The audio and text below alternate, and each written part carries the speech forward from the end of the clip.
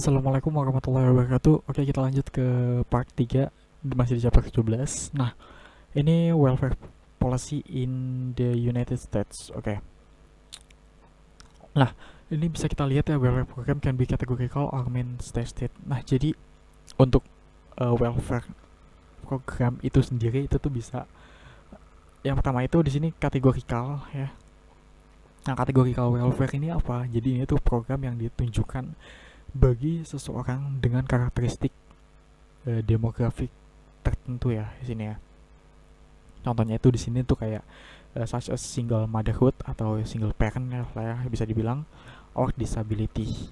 Nah, jadi mereka-mereka ini ya, single motherhood or disability, ini tuh mereka ini boleh menerima bantuan dari pemerintah. Jadi untuk di US itu sendiri yang pertama itu uh, dilihat dari targetnya itu sendiri. Pertama itu welfare program itu ada yang namanya categorical welfare, jadi ditunjukkan untuk orang dengan karakteristik tertentu. Contohnya ini misal kayak single motherhood or disabilitasnya, mereka ini bisa mendapatkan bantuan dari pemerintah.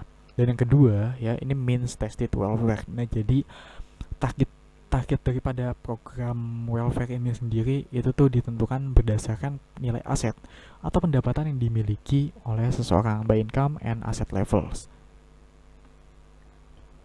Jadi dengan nilai pendapatan tertentu atau kayak aset-aset tertentu, contohnya misal kayak bentuk rumahnya gimana, lantainya itu dek keramik atau masih semen atau tanah gitu ya kan, atau aset-aset lain-lainnya lah ya. Nah, dari pendapatan dan aset-aset tersebut itu tuh bisa ditentukan dia tuh layak atau enggak sih dapat bantuan dari pemerintah gitu loh. Nah, selanjutnya masih welfare policy ya kan. Nah, ini they can also be, ini jenis penyalurannya. Nah, dia itu bisa cash or in kind. Nah, yang pertama kita bahas cash welfare dulu. Nah, untuk penyalurannya itu sendiri itu tuh bisa cash welfare. Nah, cash welfare ini apa? Cash welfare ini tuh jadi penerimanya itu bisa mendapat sejumlah uang dari pemerintah dalam bentuk transfer. Nah, di sini tuh biasanya tuh ketika ada cash welfare ini akan ada yang namanya ini benefit garanti. Nah, jadi benefit garanti ini apa sih? Jadi ini tuh besaran bantuan maksimum yang dapat diterima. Nah, selanjutnya ada juga yang namanya benefit reduction rate. Nah, itu pengurangan dari bantuan ini, pengurangan daripada bantuan bantuan ini, benefit garanti. Jadi benefit reduction rate ini pengurangan daripada bantuan yang diberikan, yang dikenakan apabila dia itu punya sumber pendapatan lainnya. Contohnya dia itu misalnya kayak kerja gitu loh. Tadi kan di awal kan kita kan ada kategorikal, ada means tested kan, kategorikal. Misal kita anggap dari contoh means tested. Nah, ini secara aset dan secara pendapatan, secara aset lah bisa kita bilang secara aset dulu. Secara aset misal kayak dia ini layak nih mendapat bantuan dari pemerintah. Alhasil pemerintah ngasih nih ke dia celut ya kan, dikasih bantuan. Nah, benefitnya itu tadi itu tuh diukur pakai ini, dikasih dalam bentuk cash kan misal. Nah, ketika di sini itu kan ada yang namanya benefit garanti, ini tuh besaran maksimum yang dapat diterima, dan ada namanya benefit reduction rate. Nah, itu pengurangan dari bantuan yang dikenakan apabila dia itu punya sumber pendapatan lainnya. Nah, contohnya itu kayak dia itu kerja, tadi kan dia dapat bantuan, nah terus dia kerja juga, artinya dia apa, ketika kerja dia itu memperoleh gaji kan.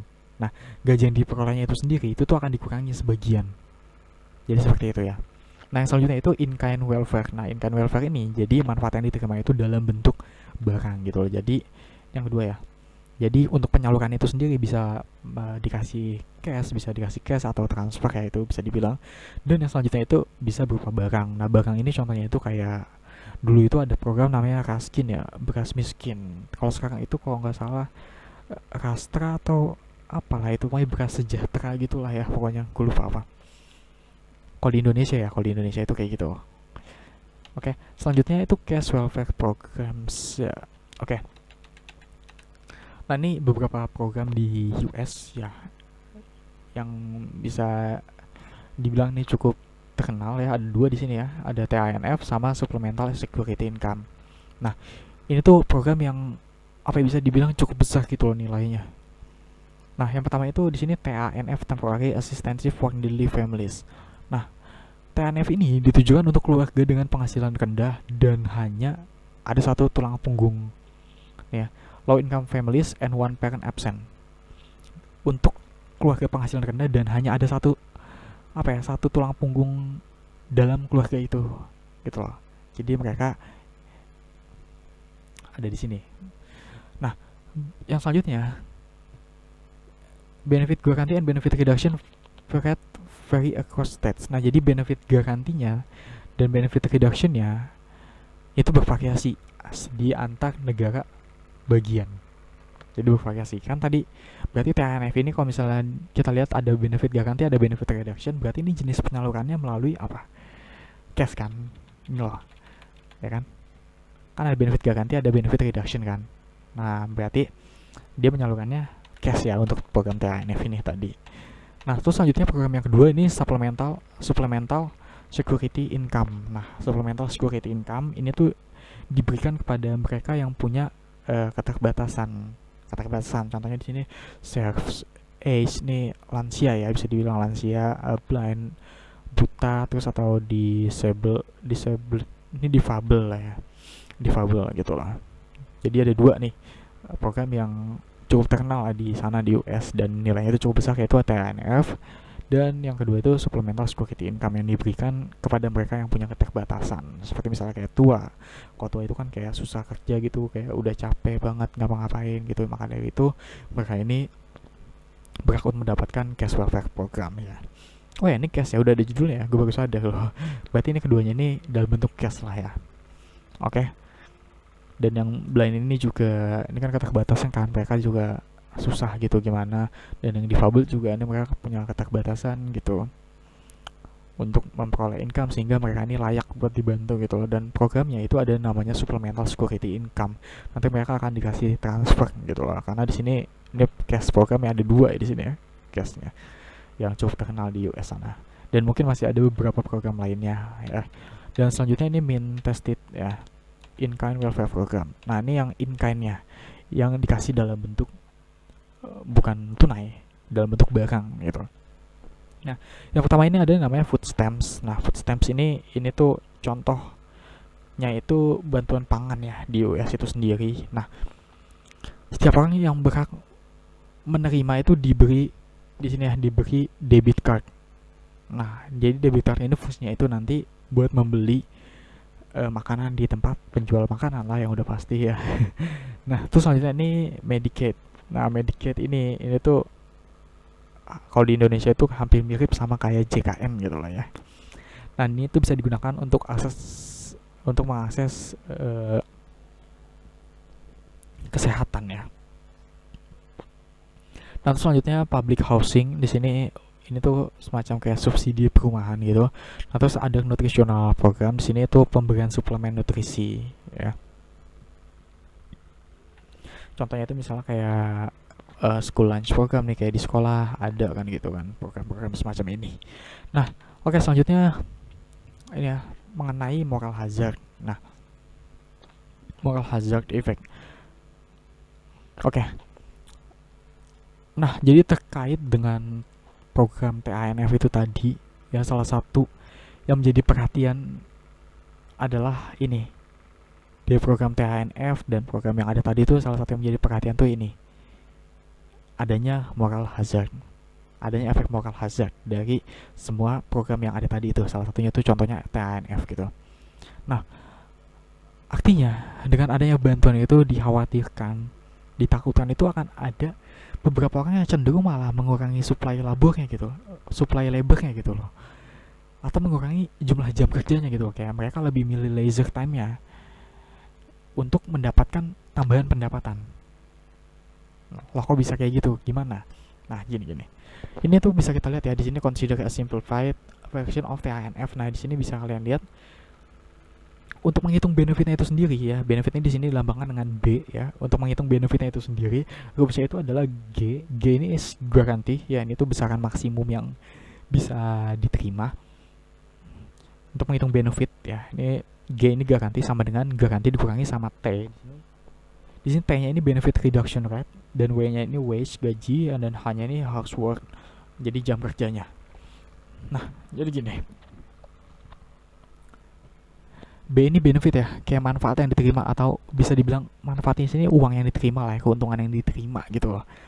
Nah, ketika disajikan bahwa G-nya di sini 10.000 ya. G-nya 10.000 ya. Kita tulis saja di sini G-nya 10.000. Ya. Dikurangi sama T-nya. T-nya ini 1. Ya. W-nya ini sekian nanti. Nah, H-nya juga nanti sekian. Nanti ketemulah ini benefitnya yang akan diterima gitu. Nah, di sini bisa kalian lihat ya. Ketika T-nya sama dengan 1, T sama dengan 1 ini tuh sama aja kayak 100%. Artinya, G ini kan pendapatan kita kan, pendapatan kita seharusnya kan maksimum yang bisa kita terima berapa kan? Ya, karena kita kerja juga kan di sini. Maka dari itu sesuai yang tadi, ada yang namanya reduction benefit reduction rate. Jadi akan dikurangi sebesar yaitu gaji kita nanti berapa gitu loh. Nah, ketika T, tapi tergantung pada T-nya ini. Tergantung pada benefit reduction rate-nya itu sendiri. Ketika T-nya sama dengan 1, ini tuh sama halnya kayak 100% gitu loh. Contoh, misal di sini G-nya itu kan 10.000 kan. Nah, ketika T-nya sama dengan 1, dia ini 1 ini sama dengan kayak 100% ya, sama dengan kayak 100%. Nah, ketika T-nya sama dengan 1, misal pendapatan kita kayak 8.000 gitu ya. Maka benefit yang kita terima itu cuma 2.000. Itu ketika T-nya sama dengan 100% atau 1 ya kan, karena 101 dikali 8.000 ini tetap 8.000 kan. Nah, misal ketika T-nya ini, T-nya kita ubah nih jadi 0,5 ya atau 50%. Jadi 10.000 dikurangi sama 0,5 kali 8.000 misalnya. 8.000 ini pendapatan kita ya, hasil kita kerja. Jadi berapa? 10.000 dikurangi sama 4.000, 6.000 benefit yang kita terima. Artinya apa? Bahwa H ini kan di sini kan ada ini yang di 8.000 ini kan, ini kan mengandung yang namanya ini housework, housework. Jadi jam kerja, mengandung yang namanya jam kerja di sini. Semakin tinggi jam kerjanya, semakin besar juga pendapatan yang akan diterima oleh seseorang. Kalau di sana seperti itu. Jadi jam kerjanya makin banyak artinya apa? Ininya makin banyak juga kan, benefit reductionnya makin banyak juga kan, ketika dianya T-nya ini sama dengan 1. Oke. Artinya apa? Semakin sedikit pula benefit yang akan dia dapatkan. Nah, inilah yang dikatakan moral hazard effect. Jadi toh ngapain kerja capek-capek gitu, kerja lama-lama, nanti benefitnya lebih dikit dapatnya, mending ya kerja biasa-biasa aja, nanti dapat benefitnya lebih banyak tuh ya, karena T-nya di sini benefit reduction rate-nya ini sama dengan 1 gitu loh. Artinya ketika dia kerja dia dapat tambahan uang kan, dia itu nggak akan bisa gunain ketika dapat bantuan dari TANF ini tadi. Jadi insentif seseorang buat kerja itu nggak ada gitu loh ya, karena itu tadi alasannya. Jadi seperti itu ya untuk moral hazard effect gitu. Nah, selanjutnya di sini ini ada ya. Moral hazard effect grafiknya. Nah, ini ya. Jadi awal mulanya itu budget constraint ya. Ya udah belajar budget constraint kan sebelum UTS. Jadi budget constraint itu seperti ini. Ya, ini awal mula. Nah, terus selanjutnya ini ada indifferent curve-nya ya. Jadi ya ini langsung jalan sendiri ya, otomatis nih ya, nggak bisa di. Nah, jadi seperti ini ada indifferent curve-nya di Z, Y, dan C ya. Kok C sih, maaf salah, dan X ya. Nah, selanjutnya di sini bisa kalian lihat. Nah, ada yang baru nih di sini nih, apa tuh ya kan? Nah, indifferent curve yang baru ya, ini di titik D ya, dan A Oke, awal mulanya kan untuk budget constraint itu kan A, B, C kan, yang warna biru ini ya. Selanjutnya, setelah adanya TANF, itu budget constraint itu berubah. Jadi A, B, D. Itu budget constraint ketika ada TANF. Oke.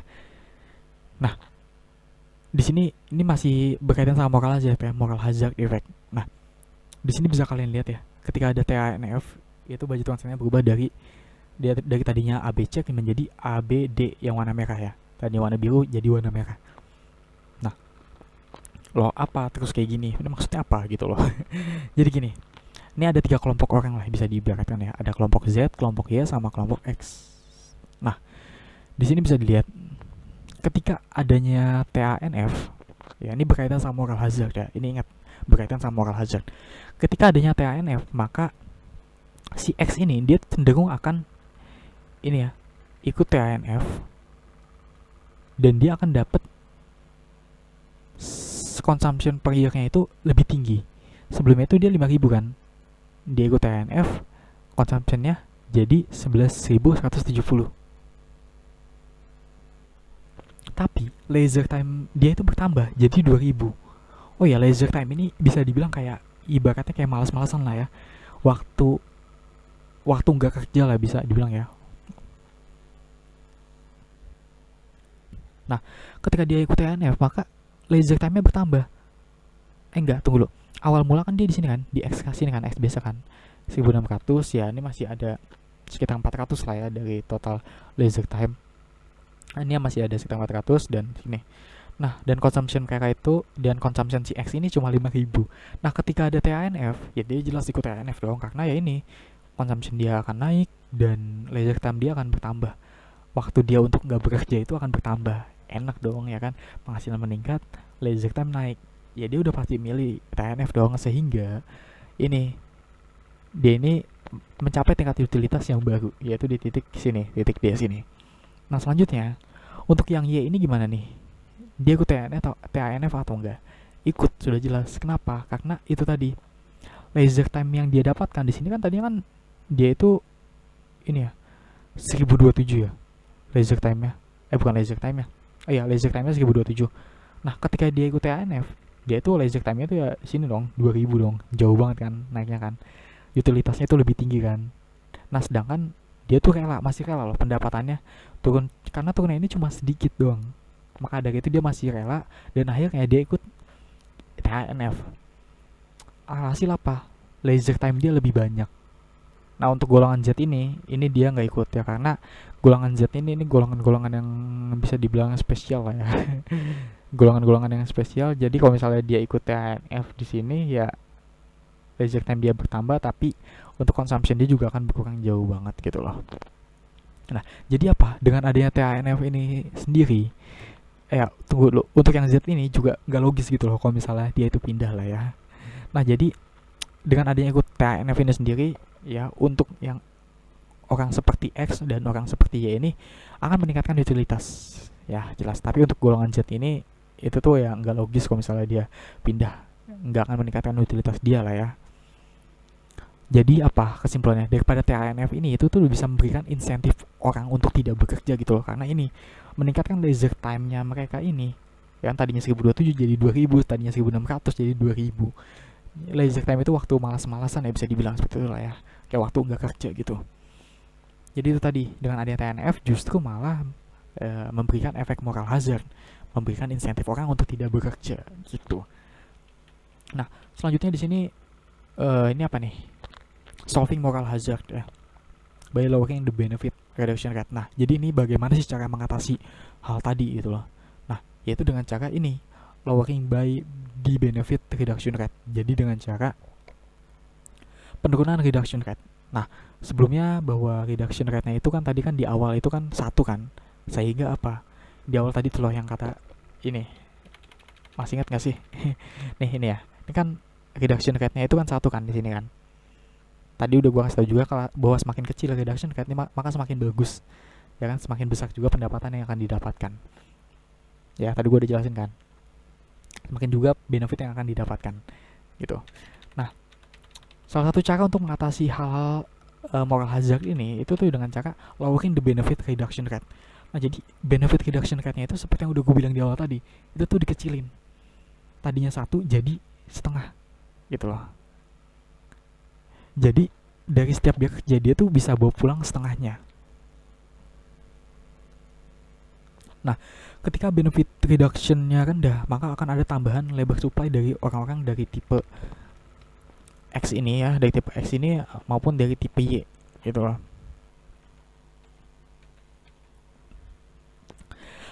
Sebelumnya kan ketika reduction rate-nya itu sama dengan 1 ya, mereka ini si X sama Y dia akan milih D ini kan. Tapi sekarang malah enggak, dia enggak milih itu. Karena itu tadi, karena reduction rate-nya itu dikurangin. Ketika reduction rate-nya dikurangin, dia makin semangat lebih kerja dong. Lebih semangat buat kerja dong. Ya kan, karena ya itu dapat benefitnya itu semakin banyak penghasilannya, itu maka semakin bagus, semakin banyak juga dia dapat benefitnya. Nah, tapi ketika reduction rate-nya itu 1, maka ya sebanyak apapun dia kerja, ya justru malah kayak membuang-buang waktu dia juga gitu loh. Karena benefitnya itu malah semakin dikit.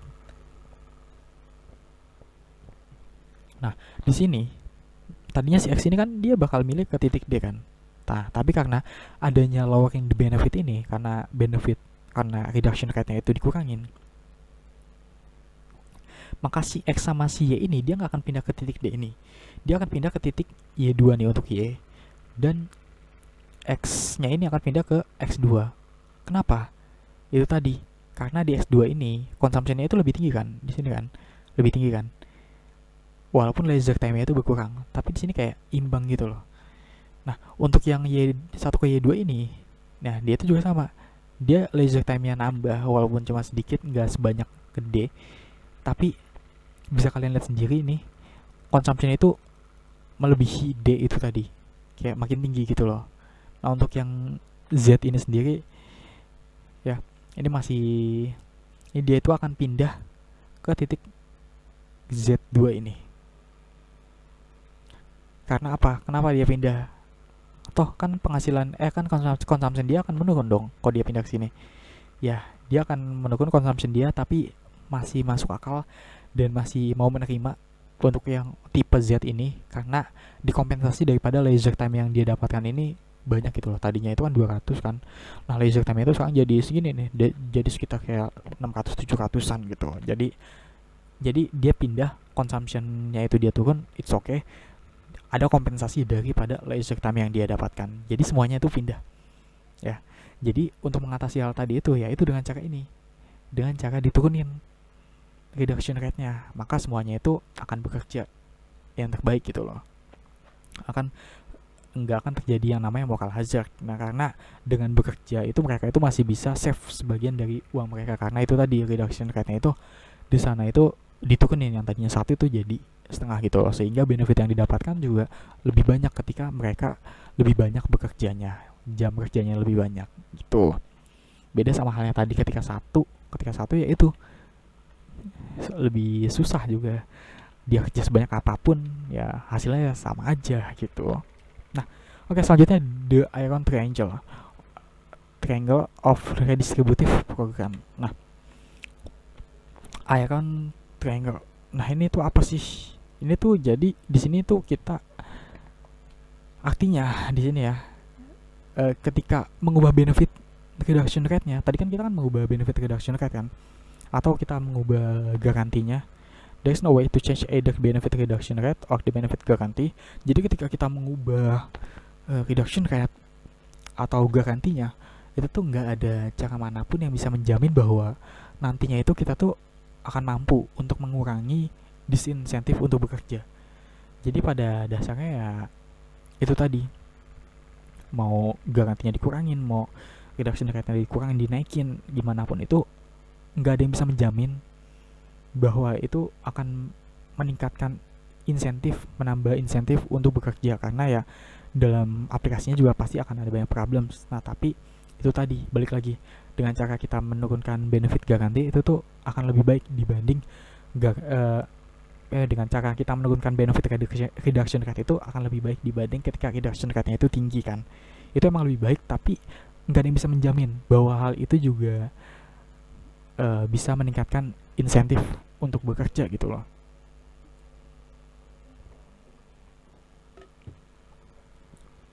Karena ya itu tadi, redistribusi yang jauh lebih besar itu akan mengurangi biaya program itu tadi. Jadi gini loh, ketika benefit ini masih ada lagi nggak sih? Enggak ya? Oke. Ya, jadi ketika kita tambah nih benefitnya ya, anggaplah benefit garantinya ini kita tambah ya, kita tambah. Benefit garanti ini kan G kan. G-nya ini kita tambah. Ini memang akan mendiscourage work para pekerja, walaupun redistribusinya bagus, tapi kayak apa ya, biayanya itu akan tetap banyak gitu loh ya. Jadi seperti itu. Jadi iron triangle ini tuh pertimbangannya tuh encourage work, redistribute income and lower cost. Nah jadi ketika misal kita anggap ketika IG-nya ini kita tambahkan, maka dia itu akan justru akan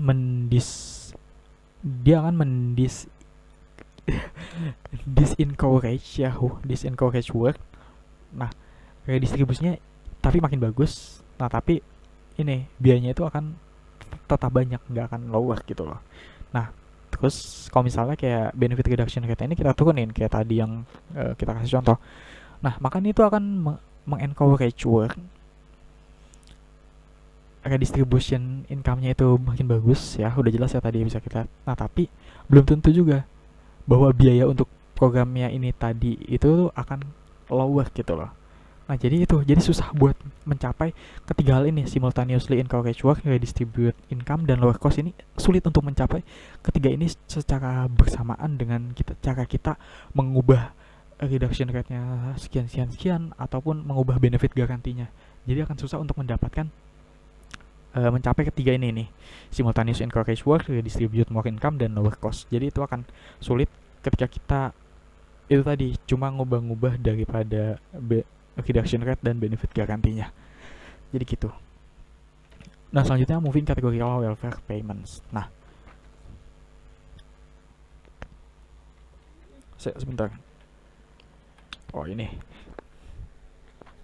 Jadi untuk di moving to kategori welfare payments, nah di sini ya, ini salah satu hal yang mungkin bisa dipertimbangkan untuk mengatasi hal tadi itu ya. Itu tuh kategorikal dengan cara ini, kategorikal welfare payments. Artinya di sini nih moral hazard ini itu tuh akan turun ya, akan berkurang dengan cara mengaitkan program tadi dengan karakteristik demografi dari setiap orang. Ini kan, moral hazard arises because the government wants to redistribute to poor people, but people control their income. If we could target benefit earning capacity, there would be no moral hazard. People with disabilities, single mothers, nah itu kan, itu tadi ya. Jadi mungkin bisa dipertimbangkan untuk menggunakan kategori welfare payments ini. Jadi moral hazard itu nanti mungkin akan turun dengan cara mengkaitkan program itu tadi dengan karakteristik demografi dari setiap orang. Contohnya misalnya di disabilitas, atau di situ ada single mothers ya.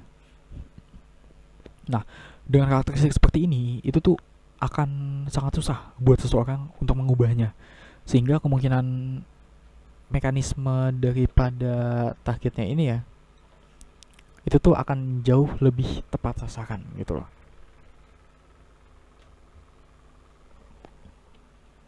Nah selanjutnya di sini bisa kita lihat ini targeting by single motherhood ya. Nah ini contoh targeting berdasarkan single parents itu tadi, single motherhood. Nah ketika welfare benefitnya di sini turun ya, welfare benefitnya di sini kecil, ternyata jumlah anak dengan single mom tersebut ya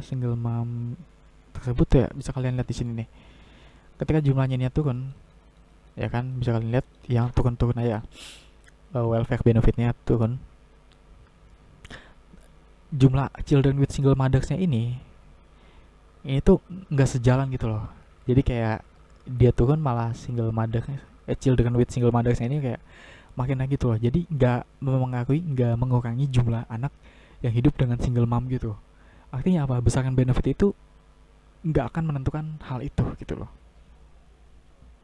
Berapapun besaran benefitnya itu tuh nggak akan menentukan hal itu. Kan tadi kan di awal kita udah hitung ya.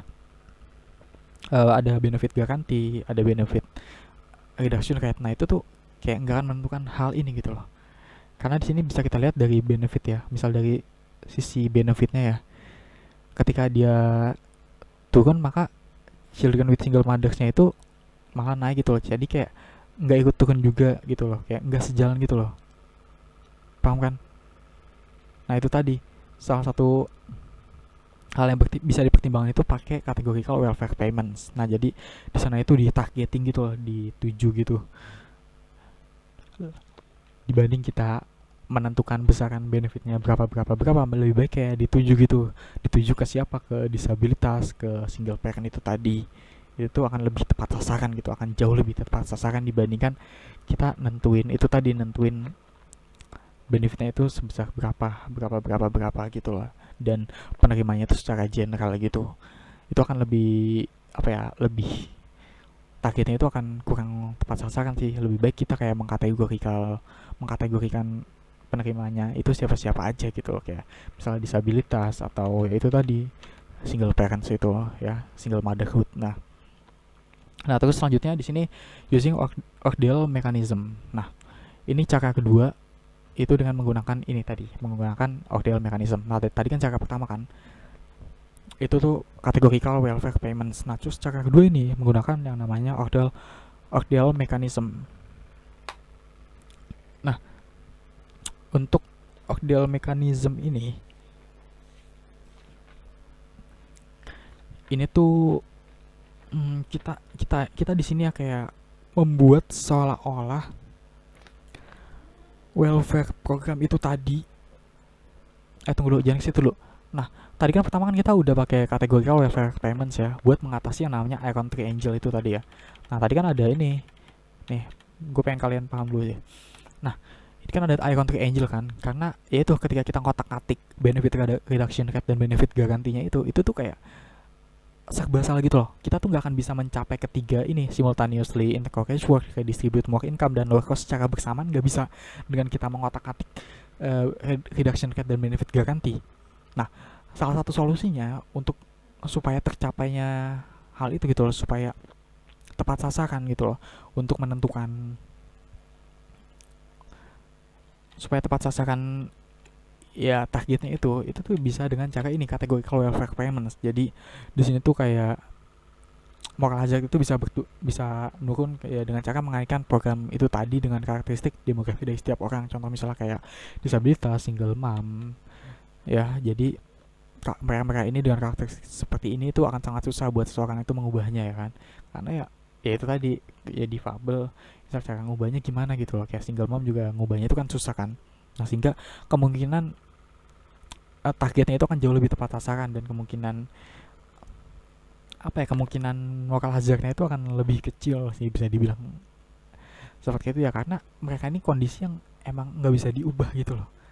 Yang diubahnya itu sulit, bukan nggak bisa, yang diubahnya itu sulit gitu loh. Beda sama halnya tadi ya, ketika kita masih mikirin benefit garanti, benefit reduction rate, itu tuh kan mereka yang ikut program THNF itu tadi, itu kan mereka yang pekerja biasa lah ya. Jadi mereka tuh kayak bisa seenaknya gitu loh. Mereka kayak mereka tuh kayak semacam menerima bantuan, mencari benefit yang lebih maksimal gitu loh, sehingga akan mengakui pola perilaku mereka juga seperti apa ya. Ketika misalnya kayak tadi benefit reduction rate-nya itu tinggi ya, maka dia kerjanya malas-malasan aja, toh dapat itu juga gitu loh. Kerja makin tinggi malah dapatnya kayak benefitnya itu malah makin kecil gitu loh.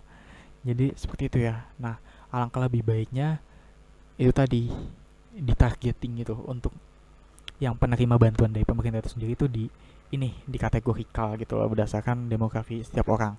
Ini yang cara pertama ya. Atau cara kedua di sini itu kita pakai Ochdale mechanism. Nah ini tuh jadi kita itu membuat seolah-olah welfare program itu tadi itu menjadi tidak atraktif, make them unattractive untuk beberapa orang yang tertentu. Jadi nanti diharapkan dengan cara seperti ini tuh kita tuh bisa ngebedain mana orang-orang dengan orang-orang yang benar-benar butuh bantuan dan mana yang sebenarnya itu nggak layak buat dapat bantuan gitu loh. Contohnya ya di sini, ini ada contoh ya. Nah di sini ya, ini ada contohnya. Ini ada contohnya, kita bahas ini dulu ya. Jadi ada contohnya kalau misalnya di buku itu ada contohnya. Jadi variabel yang perlu ditambahkan adalah waktu tunggu. Gitu. Nah, jadi bagi orang yang apa ya? Ini kan ordeal mechanism kan. Ordeal mechanism itu kita membuat seolah-olah welfare program itu tadi tuh kayak semacam apa ya? Kayak semacam nggak menarik gitu loh untuk beberapa orang tertentu. Nah, contohnya itu tuh variabel yang ditambahkan untuk menentukan siapa yang benar-benar butuh itu tuh bisa pakai yang namanya waktu tunggu. Nah, jadi bagi orang yang sangat butuh itu nggak masalah kan, misalnya untuk menunggu makanan selama 2 jam gitu. Toh mereka nggak punya uang, mereka nggak tahu mau nyari uang kemana lagi dalam waktu cepat, sedangkan mereka butuh makan sekarang, dia mereka pasti rela aja dong untuk menunggu makanan selama 1 jam pun 2 jam pun, itu pasti mereka rela aja gitu loh. Nah, untuk orang yang layak ya, untuk orang yang masih hidupnya layak, itu tuh waktu yang untuk menunggu 2 jam atau 1 jam untuk mendapatkan makanan gratis itu tuh pasti mereka tuh nggak akan mau gitu loh. Jadi di sini kan bisa kelihatan kan mana yang sebenarnya layak dapat bantuan yang benar-benar butuh bantuan, dan mana sih yang sebenarnya itu nggak layak itu buat dapat bantuan. Bisa dilihat dari sini, bisa kita menambahkan satu variabel, contohnya itu kayak waktu tunggu itu tadi. Nah, untuk yang layak itu tadi, mereka tuh nggak akan mau nunggu makanan 1 jam karena ya itu tuh apa ya, kayak opportunity cost-nya itu akan lebih sangat besar gitu loh buat mereka yang emang layak dan mereka masih mampu buat beli makanan, dan mereka itu yang cenderung akan menghindari. Nah, inilah yang disebut dengan yang namanya ini paradox of ordeal mechanism. Nah, jadi dibuat seolah-olah benefit itu nggak menarik gitu loh, tapi sebenarnya cara yang kayak gitu tadi itu tuh bisa membuat orang-orang yang benar-benar membutuhkannya itu jadi lebih baik gitu loh.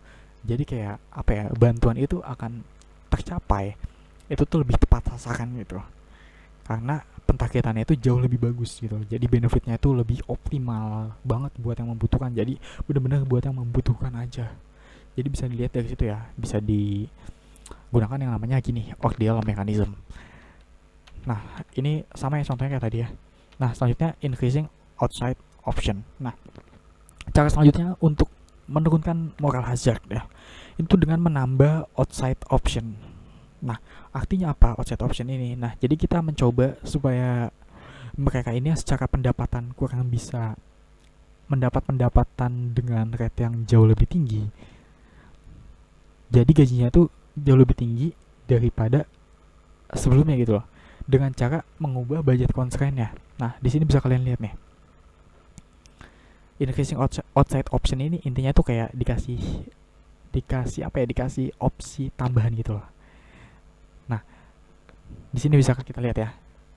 Tadi kan gue bilang kan dengan cara mengubah budget constraint-nya. Nah, budget constraint di awal itu di sini ya, AC ya, ABC. Nah, budget constraint yang baru itu tuh di sini yang warna merah, EFC. Nah, budget constraint kita itu di awal ini di sini ya, ABC ya. Nah, terus kita dikasih pilihan nih. Kita dikasih pilihan, kita dikasih outside option bahwa kita mau milih titik D ini, kita mau milih TINF. TINF itu nanti berarti yaitu budget constraint kita itu akan segini-segini aja ya. Kita mau milih TINF atau kita naik, bisa dibilang naik gajinya lah ya, gitu lah ya. Nah, jadi gini, ulang ya. Jadi sebelumnya itu kan budget constraint itu ABC ya, ABC sini. Nah, sekarang itu EFC. Oke, nah orang itu pasti akan punya insentif untuk lebih bekerja kan, ketika dia ya ini budget constraint-nya itu baru di sini di titik EFC yang tadinya semulanya ABC jadi titik EFC. Nah, ketika ada outside option, orang dengan tipe ketika ada outside optionnya, orang dengan tipe Y ini mereka akan pindah ke titik D ya kan. ketika ada TANF. Nah, tapi ketika ada opsi lagi, opsi lebih banyak gitu loh. Dikasih pilihannya jangan TANF aja nih, dikasih pilihan lain di mana gajinya itu bisa lebih meningkat. Gaji lebih meningkat artinya budget constraint meningkat dong, ya kan di sini. Makanya di sini budget constraint-nya baru di sini. Nah, jadi orang yang Y ini orang dengan tipe Y itu jadi dikasih dua pilihan. Yang pertama itu dia itu mau milih TANF, kalau TANF itu nanti akan ke titik D sini, atau gajinya itu bisa lebih dinaikkan gitu loh. Atau dia keluar TANF tapi gajinya itu dinaikkan. Ya. Gajinya dinaikkan sehingga budget constraint-nya ya, ketemu yang baru nih di sini nih, EFC, ya kan? Karena budget constraint itu kan tergantung dari pendapatan kita berapa kan. Nah, tentunya dia akan keluar daripada ini, karena ini budget constraint-nya ya akan segitu-segitu aja. Tapi ketika ada dua pilihan antara TANF atau gaji yang dinaikkan, gajinya bisa lebih tinggi, pasti dia akan milih yang gajinya itu bisa lebih tinggi dong, karena budget constraint-nya lebih tinggi, tingkat utilitasnya itu akan lebih tinggi juga. Maka dari itu mereka akan meninggalkan TANF ini tadi, karena itu tadi TANF itu mendorong orang itu untuk moral hazard gitu loh, mendorong orang itu untuk memiliki leisure time yang lebih tinggi ya. Tapi beda halnya sama ini, ketika dikasih opsi dua seperti ini. Nah, ketika dikasih dua opsi seperti ini, maka leisure time mereka itu akan turun dan gajinya itu akan naik ya, karena itu tadi. Karena ini ada Y2 juga ya, sama ya. Nah kan dia akan dari Y1 ke Y2 sini ya. Dia akan meninggalkan TANF dan beralih dari Y1 ke Y2. Oke. Nah, ini ya bisa kita lihat juga di sini. Increasing outside option. Nah, ini jadi tadi kan opsinya tadi kan cara ketiga kan buat ngurangin moral hazard itu tuh bisa dengan cara naikkan gajinya kan. Nah, naikin gajinya itu gimana gitu caranya supaya dia keluar dari nggak bukan supaya keluar sih, jadi supaya menaikkan gajinya itu gimana sehingga moral hazardnya mereka itu nggak akan, sehingga mereka itu nggak akan memiliki insentif untuk melakukan moral hazard gitu. Nah, yang pertama itu dengan cara training untuk menaikkan gaji mereka. Jadi dikasih nih training ke orang-orang yang berpenghasilan kecil gitu. Nah, bisa jadi emang orang tersebut itu ya secara pendidikan itu rendah, skillnya itu masih rendah, dan pengalaman juga masih rendah, sehingga otomatis ya perusahaan juga menggaji mereka tuh ya seadanya, kecil gitu loh, nggak akan sebanyak itu karena ya skill mereka masih jelek, terus pendidikannya juga masih jelek gitu loh, jadi kayak pengalamannya juga masih jelek ya, jadi wajar aja perusahaan itu menggaji mereka kecil. Nah, maka dari itu di sini perannya itu ya itu kasih training ke mereka ini supaya mereka bisa jadi tenaga ahli banget, yang ahli, yang jago ini, jago itu, jago ini, sehingga apa, perusahaan juga akan menggaji mereka itu akan lebih tinggi, sehingga kecenderungan untuk insentif untuk bekerja itu akan semakin meningkat gitu loh, leisure time itu akan semakin menurun. Oke, yang selanjutnya cara kedua untuk menaikkan gajinya itu tadi itu dengan cara labor market subsidy. Nah, itu jadi bisa lewat pengurangan pajak bagi mereka yang berpenghasilan rendah. Artinya apa?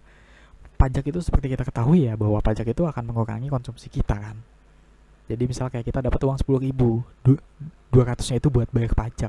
Artinya bisa kita konsumsi cuma 800 kan, ya kan, akan mengurangi konsumsi kita gitu. Nah, jadi yang kedua ini caranya itu bisa pengurangan pajak bagi mereka yang berpenghasilan rendah. Jadi mereka itu bisa dapat kayak semacam kredit pajak itulah ya. Atau mungkin juga kayak PTKP-nya disesuaikan supaya pajak yang mereka bayar itu kayak jadi lebih kecil gitu. Jadi mereka bisa menikmati pendapatan itu lebih banyak, sehingga kecenderungan untuk melakukan moral hazard itu akan lebih kecil, sehingga kecenderungan untuk insentif untuk bekerja itu akan lebih meningkat gitu. Yang selanjutnya itu yang ketiga itu childcare ya.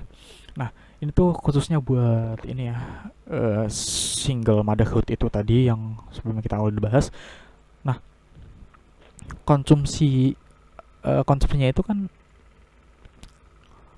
akan apa ya, kayak jadi ini tuh child care ini tuh konsumsi care-nya itu untuk anaknya itu tuh ditanggung gitu loh, sehingga apa, sehingga konsumsi yang akan motherhood ini lakukan itu tuh akan lebih kecil kan, sehingga apa, mereka tuh bisa menggunakan uangnya itu untuk hal lain gitu, bukan untuk yang child care ini, karena untuk child care-nya ini itu tuh udah ditanggung. Jadi itulah ya kurang lebih. Nah selanjutnya itu yang keempat nih, child support. Nah ini tuh bagi single motherhood juga, jadi mereka tuh masih bisa mendapatkan hak penghasilan dari ayah atas anak-anaknya ya. Jadi meskipun kayak udah pisah gitu, tapi mereka tuh kayak masih berhak gitu loh buat dapat tunjangan atau support dari anak yang mereka tanggung. Jadi seperti itu.